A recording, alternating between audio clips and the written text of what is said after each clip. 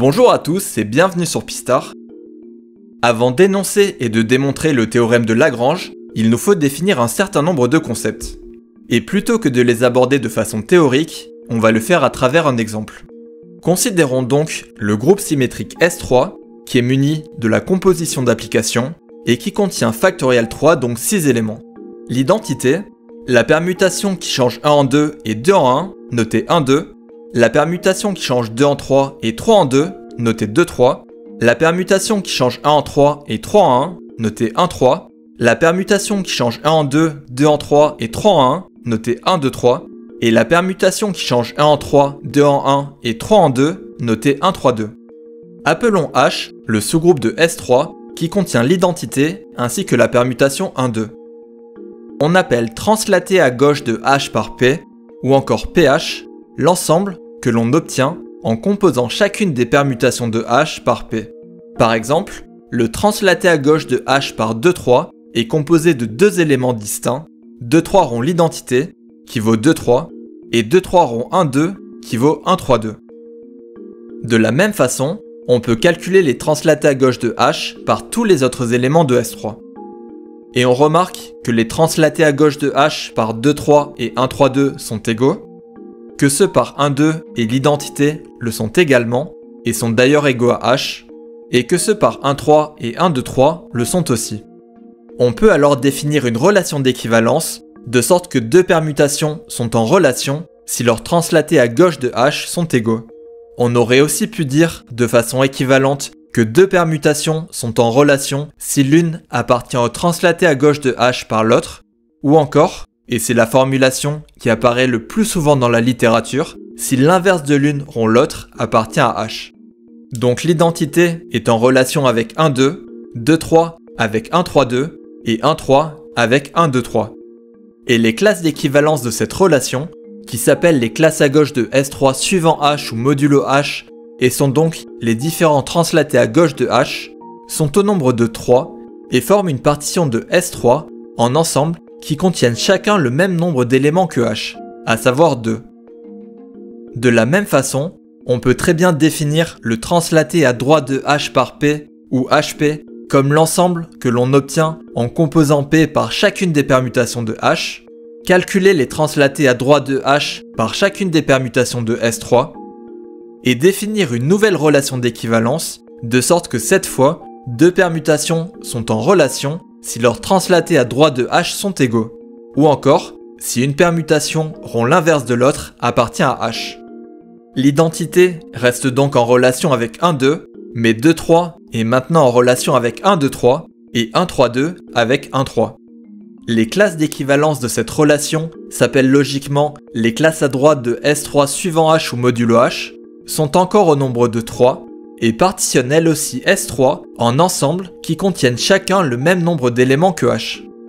Cet exemple nous montre que très généralement, les classes à gauche d'un groupe suivant un sous-groupe diffèrent de ses classes à droite. Autrement dit, on ne partitionne pas de la même façon à gauche et à droite.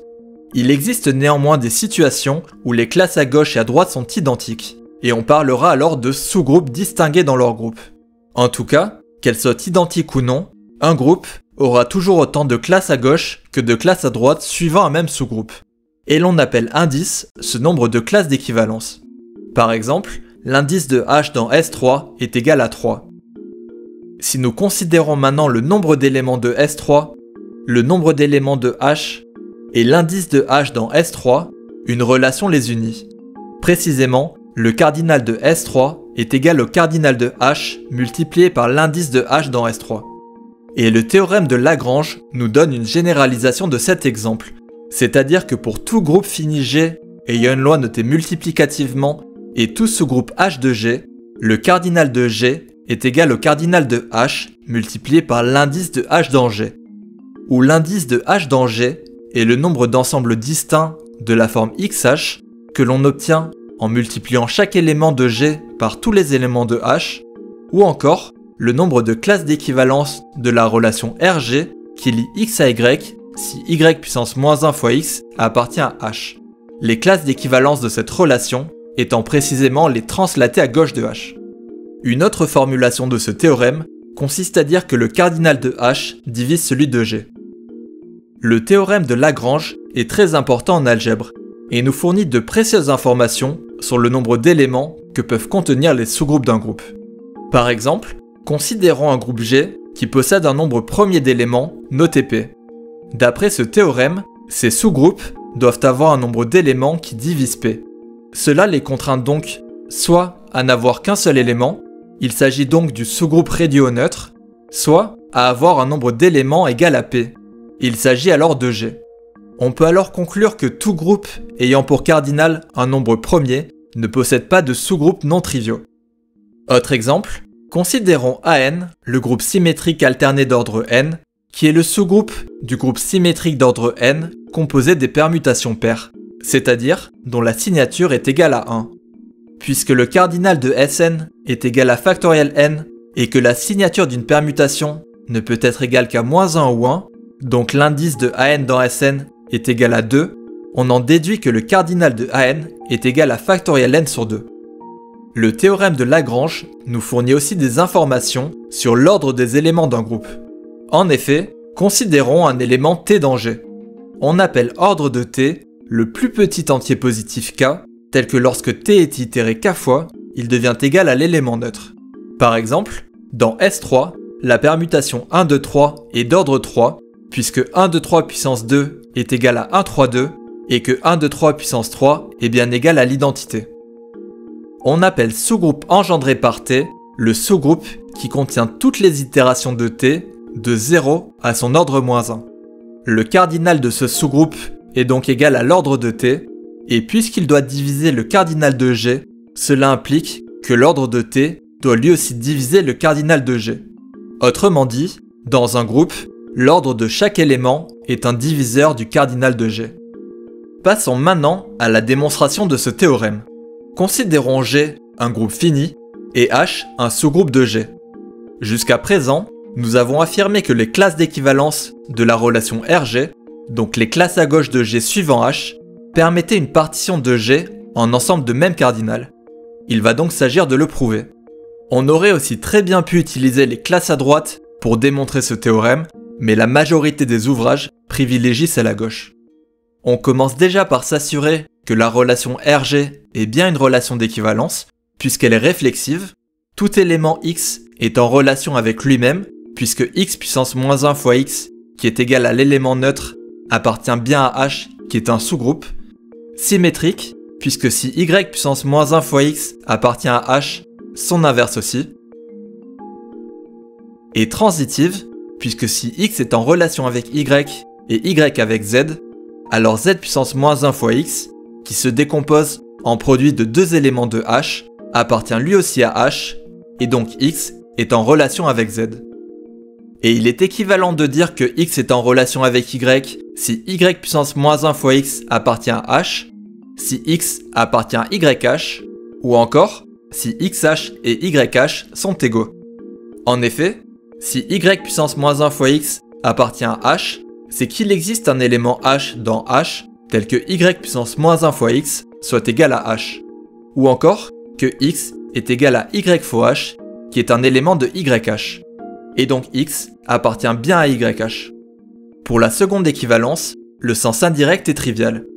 X appartient forcément à XH, qui en est sa classe d'équivalence, et si XH est égal à YH, alors X appartient aussi à YH. Et pour le sens indirect, on va procéder par double inclusion. X et Y appartiennent respectivement à XH et YH. Si X appartient à YH, cela signifie que YH est inclus dans XH. Et par symétrie de la relation d'équivalence, que Y appartient à XH. XH est alors lui aussi inclus dans YH, ce qui prouve l'égalité de ces deux ensembles.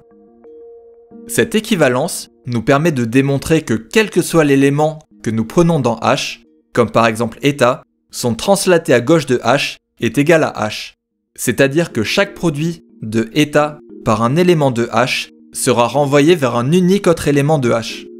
En effet, puisque le produit de l'inverse du neutre par état, qui vaut bien sûr état, appartient à H, cela signifie que état H est égal à EH, qui vaut naturellement H. Donc, on ne pourra pas générer de nouveaux translatés à gauche de H à partir d'éléments qui appartiennent déjà à H. Supposons alors que H ne soit pas G tout entier et qu'il existe un élément bêta hors de H. En multipliant bêta par chacun des éléments de H, nous formons l'ensemble bêta H. Et nous allons montrer deux choses. La première, c'est que l'intersection de H et de bêta H est vide, et la seconde, c'est que ces deux ensembles possèdent le même nombre d'éléments. Pour prouver la première propriété, nous allons supposer que l'intersection n'est pas vide et montrer que cela aboutit à une contradiction. Si l'intersection n'est pas vide, alors on peut trouver un élément oméga qui appartient à H et à bêta H. Et donc, il existe un élément H oméga dans H tel que oméga soit égal à bêta fois H oméga. Ou encore, que oméga fois H oméga moins 1 soit égal à bêta. Puisque H est un sous-groupe H oméga moins 1 appartient à H, et puisque oméga appartient lui aussi à H, le produit de ces deux éléments appartient à H. Mais bêta avait été choisi hors de H, d'où la contradiction qui prouve bien que ces deux ensembles sont disjoints.